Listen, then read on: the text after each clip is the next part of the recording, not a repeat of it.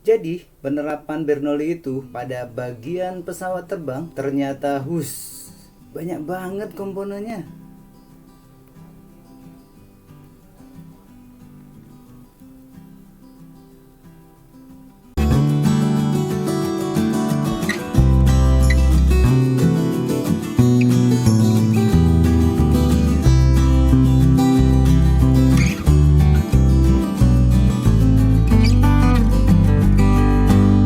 Memahami sesuatu dengan 5W1H jelas sebagai tanda keseriusan.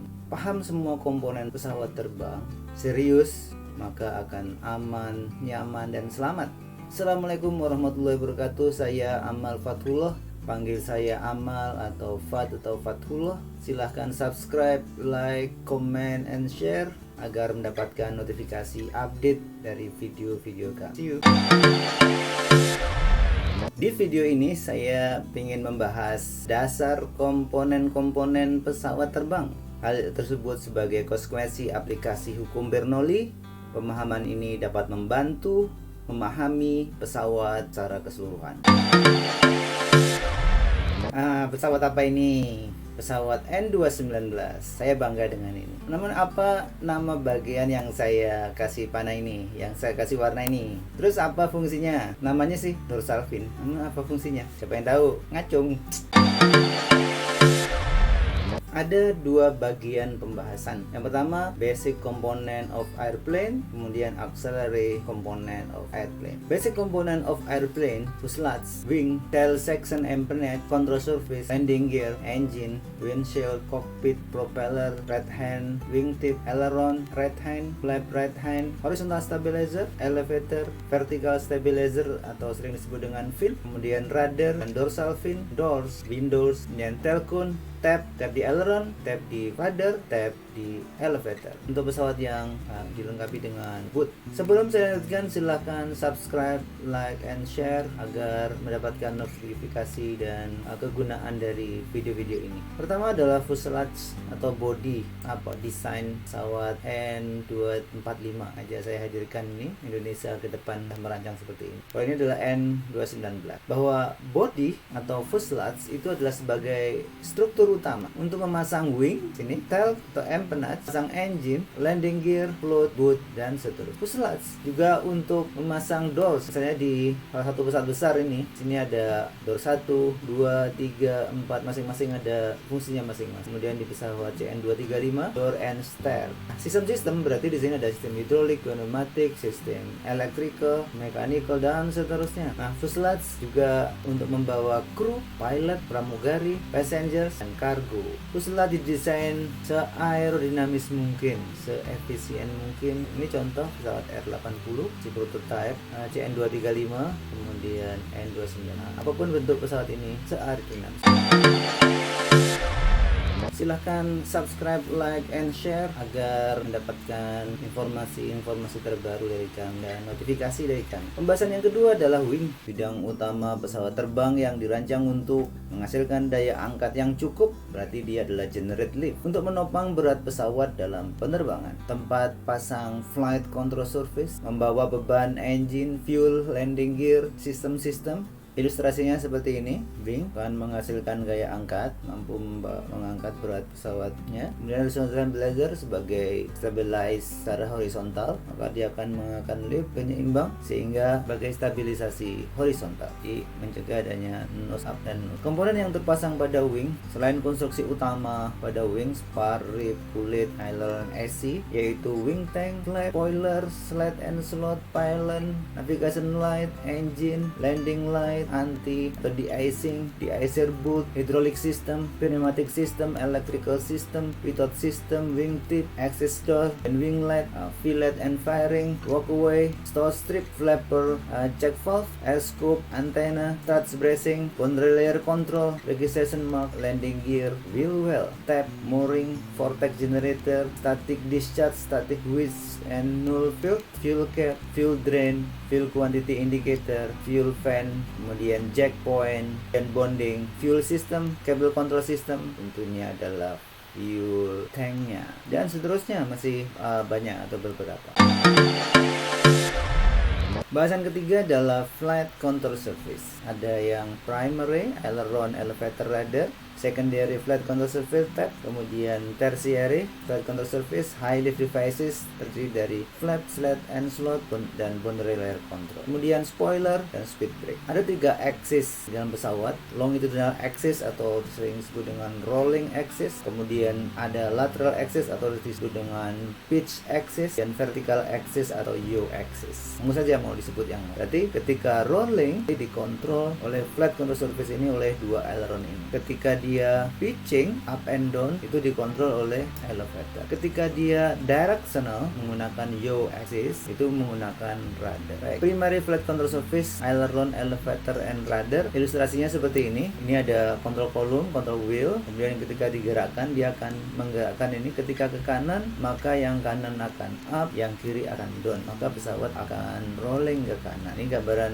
surface-nya dari flat aileron, kemudian aileron yang kiri maka dia akan rolling ke kanan. Kenapa rolling ke kanan? Karena sudut up-nya di sini lebih besar dibandingkan yang down. Otomatis lift-nya akan lebih besar karena angle of attack-nya dari total angle of attack-nya akan lebih besar dibandingkan yang ini, akan kecil, chamber-nya akan berubah sehingga dia akan rolling ke kanan. Gambarannya seperti ini, yang kanan ini yang kiri, yang kanan adalah up, kemudian yang kiri adalah down. Sebetulnya ada di sini ada torsional. Di wing itu seperti dibuntir. Ini menggambarkan. Kalau yang tadi penjelasannya mengenai dia rolling kemana sudah kita jelas. Tapi ingin menggambarkan bahwa dia terjadi torsional ketika ada 2 bilah dari flight control surface yang namanya aileron ini di ujung-ujung sayap ini, maka sayap secara keseluruhan akan terjadi torsional force. Berikutnya primary flight control yang kedua adalah elevator. Tadi di sini elevator di horizontal stabilizer, di ujung ini ada control elevator. Kemudian ketika stick digerakkan ke belakang, misalnya ini bisa dilihat di sebelah sini, stick ke kanan, maka flight control surface kita up, misalnya up-nya dia 15 derajat. Apa yang terjadi? Yang terjadi chambernya yang di sini akan lebih besar, chamber yang bawah lebih besar, lebih luas, angle of attack-nya berubah sehingga lift-nya dia akan ke bawah, atau gaya aerodinamiknya dia akan ada gaya yang lebih besar ke bawah. Chord berubah, chamber bawah lebih besar sehingga apa yang terjadi? Apa yang terjadi adalah dia akan nose up. Di elevator ini adalah untuk mengontrol adanya elevasi atau untuk mengontrol adanya pitching up, pitching down. Primary flight control surface yang ketiga yaitu rudder. Rudder, perhatikan di sini ada airstream di sini akan mempunyai nilai aerodynamic force-nya kiri kanan sama sehingga directionalnya akan lurus. Lurusnya ini diakibatkan oleh dipertahankan oleh rudder. Berarti secara umum dia adalah simetri. Nah, oleh sebab itu ketika kita ganggu atau kita rubah, misalnya pedalnya kita injak yang kiri, maka dia akan bergerak ke kiri. Nah, kemudian akan menghasilkan lift atau gaya yang lebih banyak, gaya aerodinamis yang lebih banyak, mengakibatkan pesawat akan yaw ke kiri. Bahasan yang kedua, sebelum kita lanjutkan silahkan subscribe, like, and share atau komen atau diskusi. Tabs lokasinya di tempat flight control surface yang primary. Artinya dia berarti fungsinya membantu kerja dari flight control surface yang utama ini. Bagaimana membantunya? Ada 2 kelompok tabs ini. Ada ground adjustable tab yang hanya bisa di-adjust atau bisa dirubah sudutnya oleh mekanik itu di bawah. Atau pada saat kita terbang, maka pilot bisa merubahnya. Gambarannya seperti ini. Ini horizontal stabilizer, kemudian ini primary flight control surface. Misalnya di sini elevator. Jadi di sini adalah tabnya. Ketika ini saya gerakkan ke atas, maka terjadi di daerah sini chordnya berubah, berarti sudut serangnya antara 2 bidang ini mengakibatkan dia ke bawah. Ke bawahnya ini akan mengakibatkan secara total chordnya, sudutnya akan berubah, berarti angle of attack-nya akan berubah, maka lift yang di atas akan lebih banyak menghasilkan gaya aerodinamik. Contohnya seperti ini misalnya gambar pesawat digerakkan, misalnya ini elevatornya digerakkan oleh trim wheel, kebetulan ada 3 trim wheel berarti ya. Yang kita gerakkan sekarang adalah elevator. Misalnya mau kemana? Trimnya digerakkan ke atas, maka chamber di sini akan lebih besar. Lebih besarnya ini akan mengakibatkan chamber yang bawah ini akan lebih banyak, lebih besar, maka mengakibatkan lift dia akan bergerak ke bawah. Ke bawahnya ini mengakibatkan angle of attack-nya di horizontal stabilizer-nya ini akan lebih besar, mengakibatkan chambernya yang di atas besar, mengakibatkan lift di sini akan lebih besar, maka pesawat akan nose down. Ini tab prinsipalnya. Bahasan flight control surface kelompok yang ketiga yaitu tertiary flight control surface. High lift devices, contohnya flap, slot, and slat, kemudian relay control. Berikutnya spoiler and speed brake. Yang pertama high lift devices relay control, berarti untuk mengontrol ini ada dua cara, dengan cara ditiup supaya layer-layernya itu terjadi. Kemudian yang berikutnya, yang kedua adalah di suction. Yang berikutnya adalah flap leading edge sama slide and slot, berarti ketika angle of attack-nya ditambah maka terjadi di sini turbulent.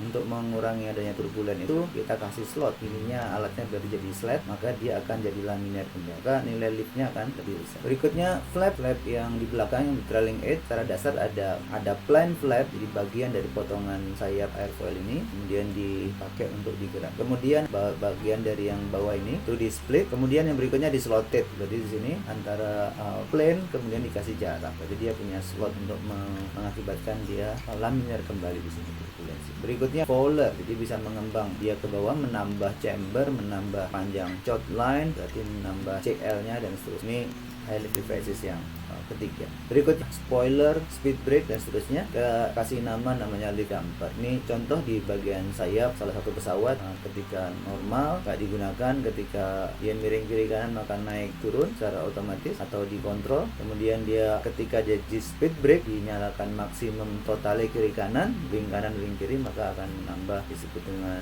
speed brake dan turn spoiler sekali. Operation dari spoiler only input, jadi ketika yang kiri spoilernya digerakkan, di on kan semuanya, apa yang terjadi maka liftnya di sini akan berkurang. Karena liftnya berkurang maka dia akan rolling ke kiri. Upgoing wing spoiler remain stow. Kemudian aileron and spoiler operation, jadi operasinya bagaimana secara dasar itu, misalnya ini kita gerakkan kontrol kolom itu kita gerakkan, aileron deflected less than 4 derajat ya, aileron di sini less than, kurang dari 4 derajat. Kemudian apabila lebih dari 4 derajat, apa yang terjadi?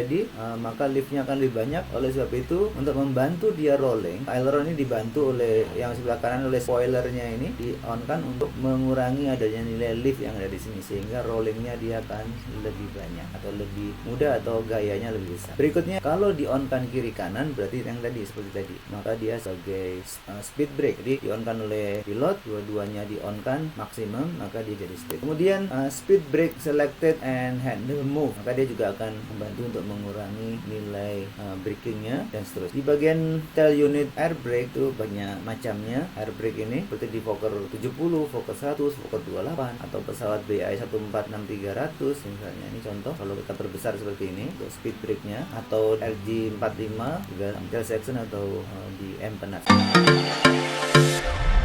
Materi selanjutnya adalah tail section Empenac. Silahkan like and share, dan bagi yang belum silahkan subscribe untuk mendapatkan notifikasi video-video terbaru dari kami. Ini lokasinya yang terdiri dari bagian ekor yang terdiri dari vertical fin, kemudian bidang ekor horizontal, yang ketiga adalah tail cone. Jadi ada 3. Fungsi bidang ini adalah memberikan stabilize, disebut dengan stabilizer, dan berikutnya kemampuan manuver. Sedangkan fungsi tail cone adalah untuk mengurangi turbulence, untuk membantu memudahkan take off dan landing. Empenac atau tail section ini tempat untuk flight control surface, EPU, fuel, speed brake, dan sistem-sistem ini tadi. Flight control surface berarti yang utama adalah rudder di vertikal, kemudian yang horizontal berarti elevator. Kedua-duanya normalnya pesawat besar itu dilengkapi dengan trim tail. Nah, kemudian ini bentuk yang konvensional secara umum. Nah, ada bentuk spesial sesuai dengan keperluan pesawat masing-masing. Rudder dan elevatornya dijadikan satu, bentuknya V, maka disebut dengan rudder faro. Atau bentuknya model seperti ini, bentuk T seperti ini, lokasi dari horizontal stabilizer di tengah-tengah atau di atas dan seterusnya. Ini contoh EPU dan ini contoh horizontal stabilizer. Ada yang fix horizontalnya, ada yang movable, sudut bukanya, sudut keperluannya. Nah, ini engine EPU-nya. Jadi EPU itu apa? Di antaranya EPU ini sebetulnya adalah gas turbine engine yang lebih kecil, berarti dia membutuhkan bahan bakar, tapi fungsinya adalah untuk menghasilkan energi listrik, kemudian energi dorong, dan dipakai untuk membantu starting atau memproduksi listrik. Sebagaimana yang dijelaskan di atas, ini contoh tail cone dipakai untuk air brake di Fokker, di BAe, di RJ145 dan seterusnya. Jadi horizontal stabilizer berarti menstabilize gerakan dari pesawat ini untuk pitching up, pitching down, mengurangi adanya itu. Maka horizontal stabilizer ini memberikan kemampuan dia untuk stabilisasi horizontal. Jadi untuk mengontrol up atau down dikontrol oleh elevator ini. Nah, berikutnya adalah untuk directional stability menggunakan vertical stabilizer atau fin. Bidangnya berarti kalau dilihat dari atas, berarti di sini simetris, maka dia akan menghasilkan energi aerodinamiknya kiri kanan tuh nilainya sama. Karena nilainya sama, otomatis dia akan direct, akan lurus. Di antara apakah bisa diperkuat? Bisa, yaitu dengan menambah apa? Luas penampangnya. Jadi luas penampangnya ini ditambah sehingga akan mampu menambah kemampuan directional stability. Berikutnya ditambah, contohnya tambahan dengan dorsal fin. Atau berikutnya yang kedua bisa ditambah dengan memperpanjang badan yang bagian belakang ini atau ekornya ini panjang, maka directional stability juga akan bertambah. Materi selanjutnya adalah undercarriage atau yang sering disebut dengan landing gear. Fungsinya adalah untuk mendukung pesawat dalam sikap stabil selama di darat tentunya, untuk memberikan mobilitas di lapangan, untuk menyerap landing load, untuk meredam kebisingan dan getaran selama taksi, untuk menyediakan sarana steering, untuk menyediakan sarana braking. Tipe landing gear ada 3 cycle landing gear yang umumnya di sini. Kemudian yang kedua adalah tail atau konvensional landing gear. Di sini menggunakan tail landing gear. Untuk yang 3 cycle ini yang standar umumnya seperti ini. Kemudian ada yang di center di sini di tengah-tengahnya karena berat pesawatnya ini, maka ditambah lagi, atau di wing ditambah lagi, di body ada, kemudian di wingnya ada. Nah, kemudian ada landing gear itu yang fix, yang tetap, kondisinya seperti ini tetap, baik dia nanti pakai sepatu atau tidak pakai sepatu. Keuntungannya adalah simple, kemudian less weight. Kenapa nggak memakai sistem retract-nya? Kemudian reduce maintenance, jadi gampang maintenance, otomatis dia akan harganya akan murah. Kemudian ada yang fixed landing gear ini, ada yang pakai tanpa sepatu dan ada yang dengan sepatu. Tentunya dengan sepatu ini akan mengurangi adanya foam drag. Retractable landing gear manfaatnya itu jauh lebih besar daripada kekurangannya. Kekurangannya adalah peningkatan berat pada bagian yang bergerak karena ada sistem penggeraknya dan desain yang lebih rumit, berarti otomatis nambah perawatan. Tipe undercarriage atau dilihat dari unitnya, ada yang single, ada yang double depan belakang, ada yang double kiri kanan, kemudian double lagi namanya bogie. Nah, gear footprintnya kalau kita lihat dari atas seperti ini, kemudian distribusi loadnya yang di arsir ini bisa dilihat, maka bisa terbagi ketika 1 atau dua dalam tandem, double maupun bogie. Ini contoh-contoh pesawat yang bogie, tandem, kemudian yang double. Di nose landing gear atau undercarriage ini, tentunya nose ini bisa dipakai untuk steering, baik yang ada yang single maupun yang double. Baik, besar harapan kami ilmu ini bisa bermanfaat buat semuanya. Maka silahkan subscribe, like, and share supaya yang lain bisa dapat manfaat. Untuk yang sudah subscribe berarti akan dapat notifikasi video-video terbaru dari kami. Aircraft Engine, walaupun ini baru kulit-kulitnya saja, karena untuk keperluan materi di sekitarnya, minimal informasi dasarnya. Ada piston engine, berarti membutuhkan propeller. Kemudian ada turboprop, sama berarti propeller maksudnya. Jadi gas turbine engine dirubah untuk gaya tarik atau gaya dorongnya menggunakan propeller. Berarti propeller ini bagian dari pesawat ini, diantaranya bentuknya sama airfoil, cuma cara mengambilnya karena dia fungsinya menciduk udara masing-masing dengan diameternya dari diameter dalam sampai diameter luar ini dengan sudut yang berbeda-beda, otomatis kecepatannya akan berbeda-beda. Gaya yang dihasilkan akan mengakibatkan dia akan maju pesawatnya. Berikutnya adalah turbojet. Jadi outputnya dari jet ini gaya dorongnya dihasilkan dari itu. Berikutnya gas turbine engine diubah ke shaft ke main rotor shaft, kemudian ke tail rotor shaft, maka disebut dengan turbo shaft. Yang berikutnya adalah turbo fan. Gas turbine engine ditambah lagi dengan fan, tentunya untuk kemampuan atau pesawat beban berat. Materi selanjutnya kelompok besar yang kedua yaitu auxiliary component of airplane, yang di antara komponen-komponen ini menggunakan prinsip atau hukum Bernoulli. Apa saja? Contohnya stall warning sensor devices, contohnya seperti ini, berupa airfoil. Ini contoh lokasi di pesawatnya. Kemudian ada fancies, ada dorsal fin, ada carnot. Nah, untuk di engine ada karburator, ada kompresor, turbin, sudut-sudut turbin, sudut kompresor, dan seterusnya. Masih banyak lagi yang bisa kita sebutkan, nanti akan kita bahas di video-video selanjutnya.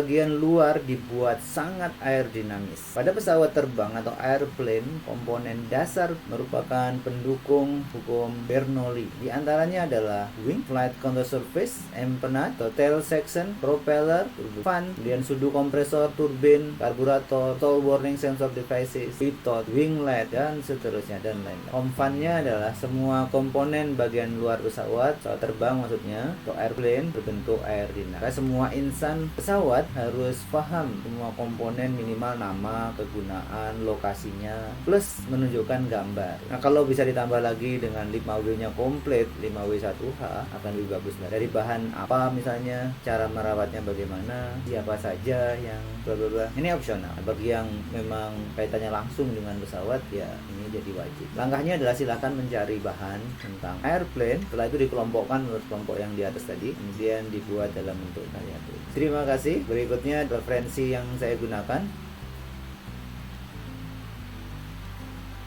Ini di antara referensinya. See you at the next topic. Assalamualaikum warahmatullahi wabarakatuh.